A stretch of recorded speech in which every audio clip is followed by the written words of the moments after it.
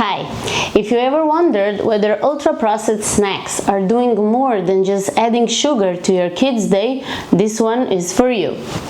Picture snack time. You're standing in the kitchen, your kid is hungry, and you grab whatever's easiest. We've all been there. We talk a lot about sugar and additives in those easy options. But there's a much quieter side effect that doesn't get as much attention.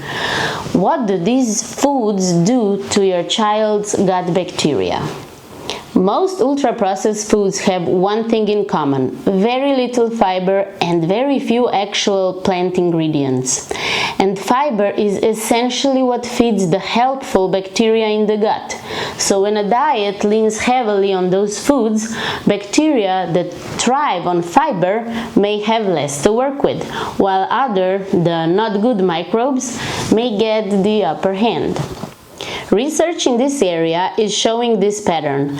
Diets low in variety and fiber tend to line up with less diverse gut bacteria.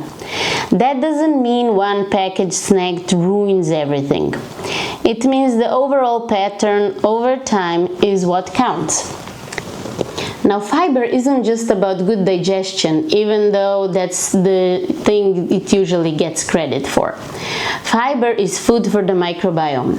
Different fibers feed different bacteria, which is part of why variety actually matters so much.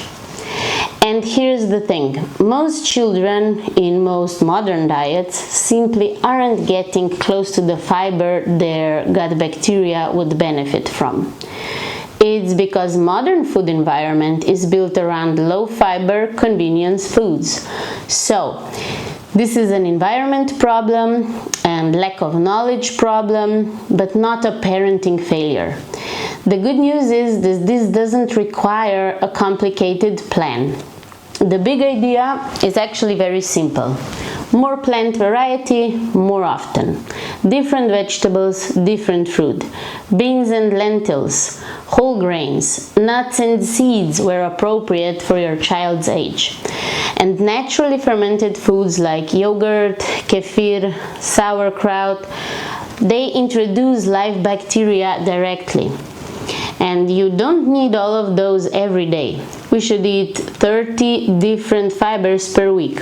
Sometimes that's hard, but eating green apple and tomorrow a red one is already two different sources.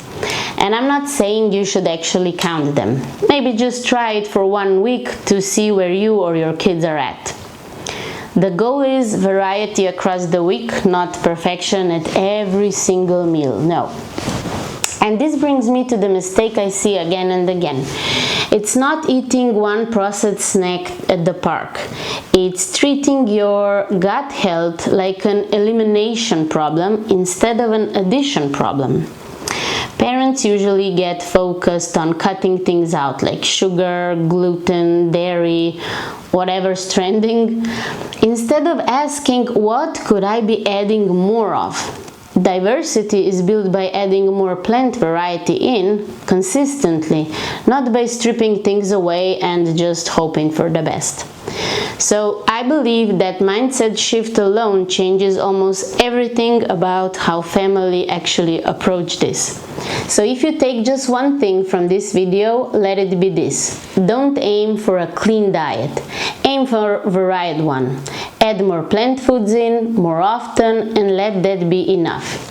In the next video, I'm covering early childhood, birth, feeding, and what actually matters when your child needs antibiotics.